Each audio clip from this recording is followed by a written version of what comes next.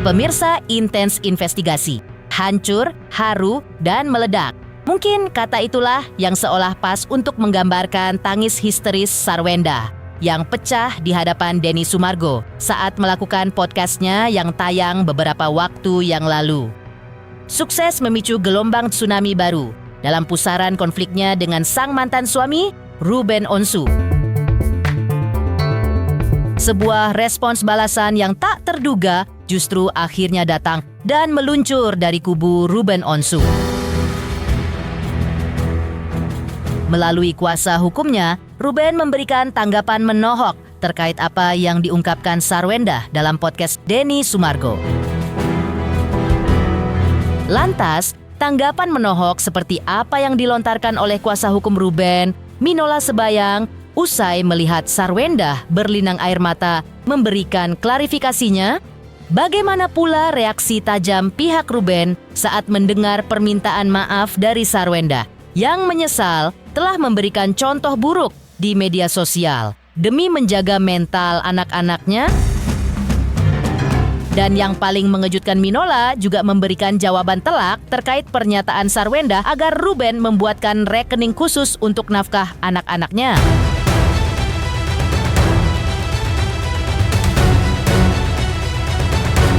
Pemirsa, bersama Intens Investigasi, kami hadirkan kabar terkini, terpercaya, dan teraktual. Tetapi sebelumnya, jangan lupa untuk like, subscribe, dan juga share channel YouTube ini.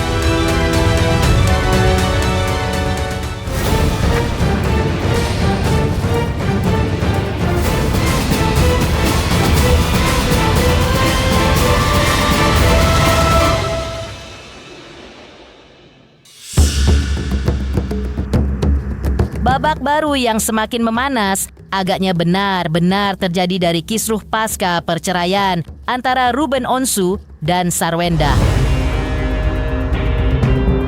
Setelah publik baru saja disuguhkan dengan pemandangan memilukan saat Sarwenda untuk pertama kalinya kembali muncul dan memberikan klarifikasi panjang lebarnya di podcast Denny Sumargo. Dalam tayangan tersebut, Sarwenda bahkan tak kuasa menahan kesedihannya hingga menitikkan air mata.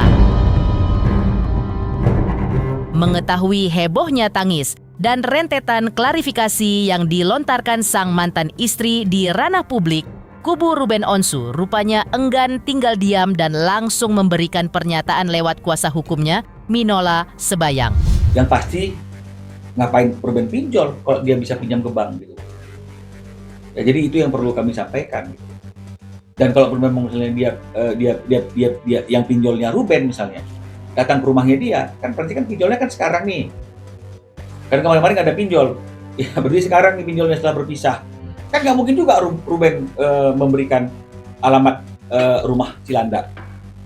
Dan debt collector-nya nggak lihat berita. Setahun ini sudah kita sanggah debt collector yang mobil dulu tuh salah alamat datang ke sana. Kenapa nggak tagih Ruben? Ruben tuh rumahnya bukan di sana. Alamat terbarunya sudah ada.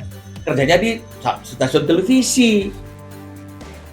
Itu kan sudah beritanya sudah kemana-mana.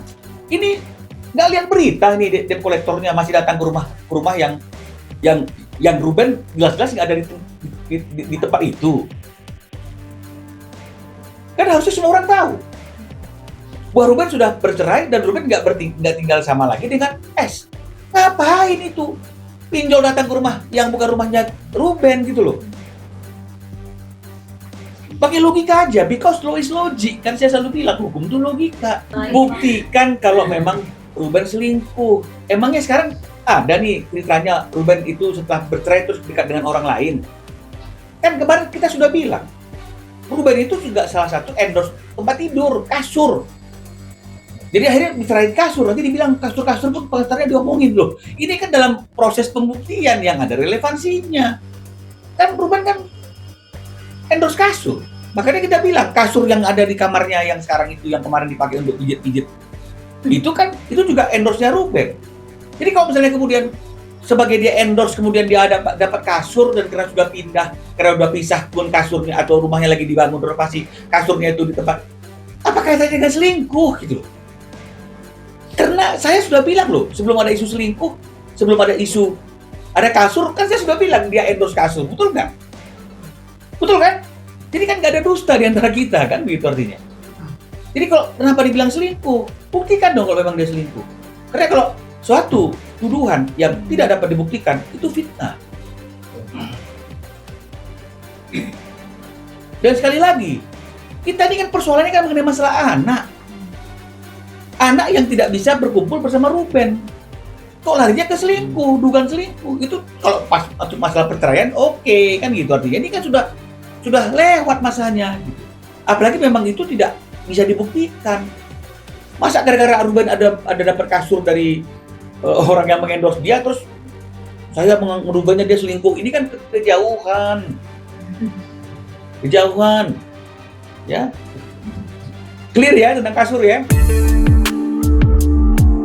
Dalam podcast tersebut, Sarwenda dengan suara bergetar sempat melontarkan permintaan maafnya karena merasa telah lepas kendali dan mencontohkan hal yang tidak baik di media sosial. Sekaligus mengutarakan ketakutan terbesarnya jika anak-anaknya kelak justru mencari kenyamanan di luar rumah.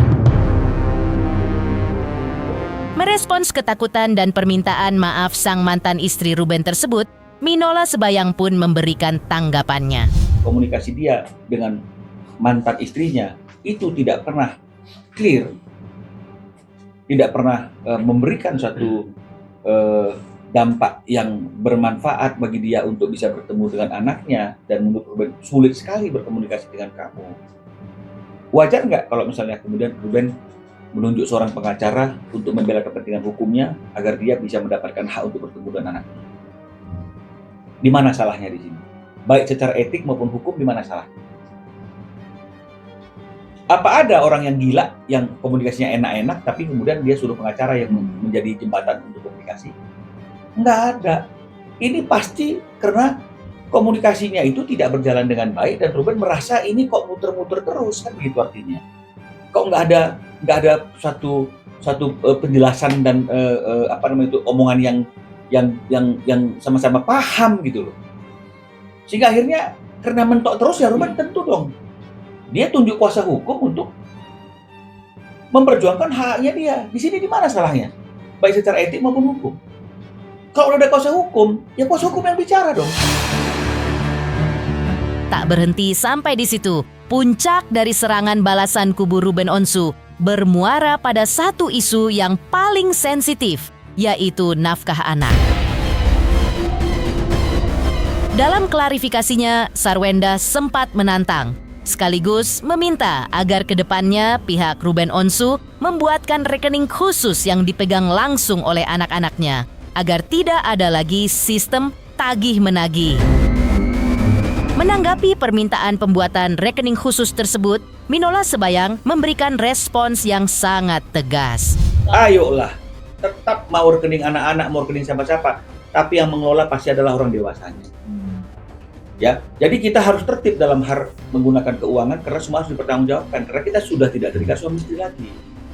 Suami istri aja kadang-kadang mana pertanggungjawabannya kan bisa apalagi sudah tidak terikat suami istri. Jadi persoalannya kan bukan masalah rekeningnya, ini kan bukan rekening yang masuk bermasalah ini. Tapi berapa dan tata kelolanya dan perinciannya. Nah, saya nggak tahu ya karena saya tidak pernah disampaikan dari mereka secara formal bahwa buka rekening gitu misalnya ya solusi. Saya nggak pernah dapat informasi itu. Ruben juga nggak pernah menyatakan bang bagaimana nih ada usulan dari mereka seperti ini, nggak pernah juga. Mereka menyampaikan hal ini kan ke media, ke publik. Makanya saya katakan jangan apa-apa ke publik terus kita yang difitnah, hilang kita yang ke publik, kita hanya klarifikasi kok. Sampaikan dong ke kita.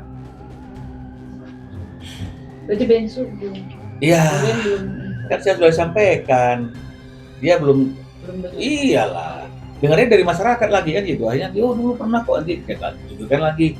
Tapi pakai nomor yang udah nggak aktif kan bahaya kita nih. Minola Sebayang, kuasa hukum Ruben Onsu pun sempat secara belak-belakan menilai bahwa permasalahan antara kliennya dan sang mantan istri diduga kini justru semakin melebar kemana-mana. Padahal menurut Minola, sebetulnya permasalahan tersebut sangatlah simpel dan mudah jika dijalankan dengan baik dan jika pihak Sarwenda menjalankan apa yang sudah tertuang dalam Akta nomor 39. Makanya Minola menegaskan, jika kedepannya ada hambatan soal uang pendidikan atau nafkah, seharusnya hal itu didiskusikan secara kekeluargaan dan dengan melampirkan rincian yang jelas, bukannya justru berbicara dan berkeluh kesah kepada masyarakat luas. Tindakan ini membuat Minola menyentil keras bahwa hal tersebut patut diduga cenderung hanya ingin memojokkan dan mempermalukan kliennya Ruben Onsu. Ya kan, jadi heran saya lihatnya ya. Kenapa kok masalahnya Ruben dan S itu jadi melebar, mengembang. Jadi sebenarnya masalahnya simpel aja. Ya. Kalau terkait masalah bagaimana mekanisme yang berhubungan dengan anak-anak dan hal-hal yang lain, itu kan tinggal dijalankan sesuai dengan Akta 39. Selesai. Udah ada panduannya di Akta 39. Sepanjang itu tidak dilakukan menurut ego, ya, menurut egonya kita, ya, menurut egonya S, sebenarnya kan itu bisa berjalan dengan baik. Tapi kan ini tidak. Yang dijalankan sesuai dengan apa yang diinginkan oleh S, yang tidak merujuk kepada Akta 39. Kalau kemudian misalnya ada hal-hal yang tidak sesuai, yang mungkin masih ada hambatan, tinggal dibicarakan. Ini selesai. Ini tidak semua disampaikan ke masyarakat. Gitu. Ada debt collector disampaikan ke masyarakat, bukan disampaikan kepada orang yang bersangkutan. Ini kenapa kamu didatangi debt collector? Tapi disampaikan ke masyarakat. Emang bisa selesai? Kalau misalnya ada debt collector benar-benar, terus kemudian disampaikannya ke masyarakat. Berarti kan bukan mau mencari penyelesaian, tapi ingin membuat Ruben malu. Jika itu benar, hanya ingin mempermalukan Ruben. Nah, jadi sebenarnya kan gampang, uang nafkah anak misalnya belum dibayarkan, padahal hanya gara-gara Ruben minta perincian, minta didiskusikan biar tahu berapa per bulan uang yang pasti untuk kebutuhan anak-anak. Tapi dia lebih memilih tidak menyampaikan apapun daripada menyampaikan perincian dan menyampaikan diskusi untuk mengenai masalah anak-anak. Dia lebih memilih diam, tidak menyampaikan, tapi keluar ke masyarakat. Anak-anak saya sudah tidak dinafkahi. Emangnya kalau disampaikan ke masyarakat, masyarakat mau menafkahi anaknya? Kan tidak. Kan patut diduga keinginannya kan supaya Ruben dipermalukan, Ruben dihujat, Ruben diinikan.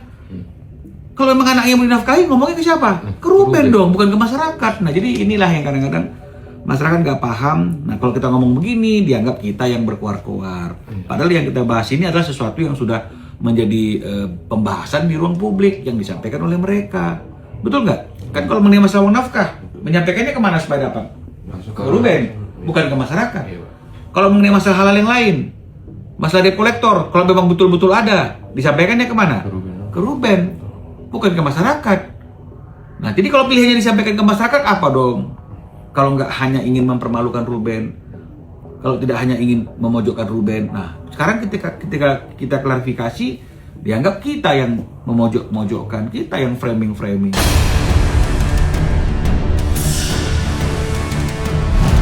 Jika yang dijalankan sesuai kesepakatan yang diatur dalam Akta 39 dan bukan sesuai ego dan keinginan pribadi, mungkin semua akan baik-baik saja. Jika masalah uang pendidikan dan pemeliharaan anak disampaikan dan didiskusikan, serta disertai rincian yang jelas, pasti semua akan baik-baik saja. Ketika memang benar ada debt collector datang, bukan disampaikan ke publik, tapi ke orang yang bersangkutan. Ketika ada uang nafkah anak dan pendidikan yang bermasalah, harusnya didiskusikan dan sampaikan rincian agar selesai, bukan disampaikan ke publik. Kecuali patut diduga memang ingin mempermalukan dan memojokkan. Semoga masalah ini akan mendapat titik terang dan penyelesaian yang baik bagi semua. Permasalahan ini seperti diungkapkan oleh Minola Sebayang, memang seperti tak kunjung usai dan terus melebar kemana-mana. Lantas, seperti cerita Sarwenda saat menceritakan kembali derita mental anak-anaknya yang diduga dibully netizen? Dan pesan menohok apa yang diselipkan Denny Sumargo di balik tayangan podcastnya?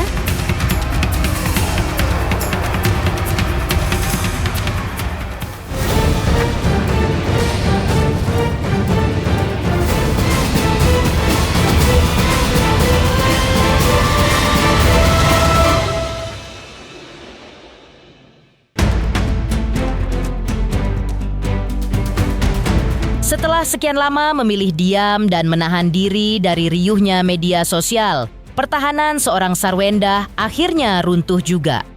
Duduk di hadapan Denny Sumargo, wanita yang tengah berjuang menjadi seorang ibu tunggal ini akhirnya menumpahkan segala unek-unek dan kepedihannya. Tanpa basa-basi, Sarwendah tak kuasa menahan derai air matanya. Sarwendah mengakui kesalahannya dan meminta maaf kepada publik karena sempat emosional dan mencontohkan hal-hal yang tidak baik. Tangis Sarwendah pun makin berderai ketika ia menceritakan betapa hancur batinnya sebagai seorang ibu saat melihat anak-anaknya justru menjadi korban bully kekejaman netizen akibat konflik orang tuanya. Sarwendah mengaku ketakutan setengah mati jika status broken home ini membuat anak-anaknya nanti justru mencari rasa nyaman di luar rumah. Ada beberapa poin yang memang harus Sarwendah evaluasi ya. Aku tahu kok. Gue juga ngelihat kurang bagus sih memang. Jadi aku minta maaf juga telah mencontohkan hal yang tidak baik. Ya mungkin baiknya ke depannya ayahnya bisa langsung bikinin kartu buat anak-anak. Maksudnya ini, bikinin rekening khusus buat anak. Biar ayah masukin duitnya ke situ. Terus Nggak usah lewat kamu gitu? Nggak usah lewat aku, nggak apa-apa. Di media sosial sekolahnya dibully. Dibilang anak nggak tahu diri, anak ini, anak itu. Saya sebagai ibu, saya benar-benar sakit hati. Ketika aku kerja, anak aku main di depan. Aku nggak mau ninggalin momen sama mereka, tapi aku harus kerja. Anak aku udah jadi anak yang broken home. Aku nggak mau sampai mereka cari nyaman di luar. Mereka beneran masih ada nggak buat aku gitu, tapi ya sorry.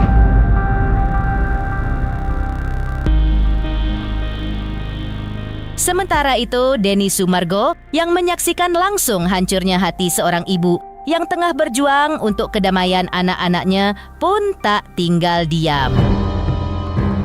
Melalui caption di media sosialnya, Denny mencoba meredam bara amarah publik yang selalu sibuk menghakimi, dengan mengingatkan bahwa setiap manusia pasti menyimpan lukanya sendiri.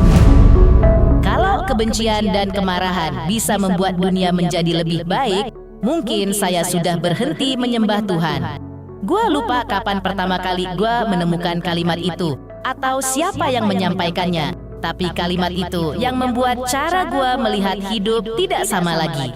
Karena setiap manusia membawa luka, alasan, dan cerita yang tidak selalu terlihat. Bagi dunia, mereka mungkin dua pihak yang berseberangan, tapi bagi anak-anaknya, mereka tetap rumah. Maka, rendahkanlah dirimu sampai tidak ada lagi yang bisa merendahkanmu. Di saat mediasi seolah menemui jalan buntu dan hanya menjadi ajang saling serang di dunia maya, otoritas tertinggi perlindungan anak pun akhirnya bertindak. Lantas, apa peringatan super keras dari Ketua Komnas Anak? Benarkah ia curiga isu ini dimanfaatkan untuk mendongkrak popularitas semata?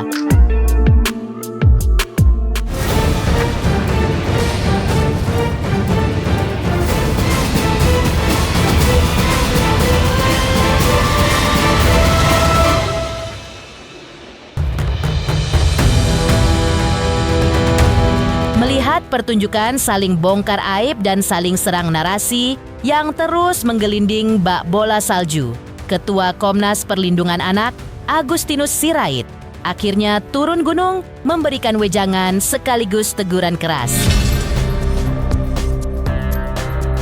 Dengan nada yang cukup menohok, Agustinus meminta agar kedua orang tua yang sedang berseteru ini membuang jauh-jauh ego pribadi mereka demi memfokuskan diri pada keselamatan dan mental anak-anak. Agustinus mencamkan agar prahara rumah tangga ini jangan sampai dimanfaatkan hanya demi mendongkrak popularitas dan rating di televisi, mengingat keduanya adalah sosok public figure kenamaan. Sebetulnya simpel ya, saya berkali-kali katakan sama rekan-rekan media, kalau memang kita sayang sama anak kita, apapun masalahnya antara orang tua itu dibuang dulu. Fokus kepada kepentingan anak. Kepentingan anak apa sih? Tercukupi hidupannya, pendidikannya, kasih sayangnya yang terutama. ayo dong sama-sama bersatu untuk memberikan kasih sayang utuh kepada anak. Itu aja. Makanya saya akhirnya jadi mencurigai ada apa kok ini problem ini tidak bisa terselesaikan. Menurut saya sesuatu hal yang mudah kok sebetulnya. Jangan sampai juga ya, ini kan kalangan selebritis, pesan saya jangan juga sampai ini memanfaatkan berita ini terus beredar di sosial media, di TV dan sebagainya untuk mendongkrak kepopuleran mereka atau meraih sesuatu demi populernya mereka, tapi melupakan hanya anak sebetulnya. Komnas Perlindungan Anak menawarkan untuk Sarwenda dan Ruben Onsu ya beserta dengan tim pengacaranya, ayo datangi kantor kami, yuk kita selesaikan sama-sama kalau memang menemukan kesulitan untuk mediasi selama ini. Kami akan bantu bagaimana kepentingan terbaik anak yang harus kita pikirkan.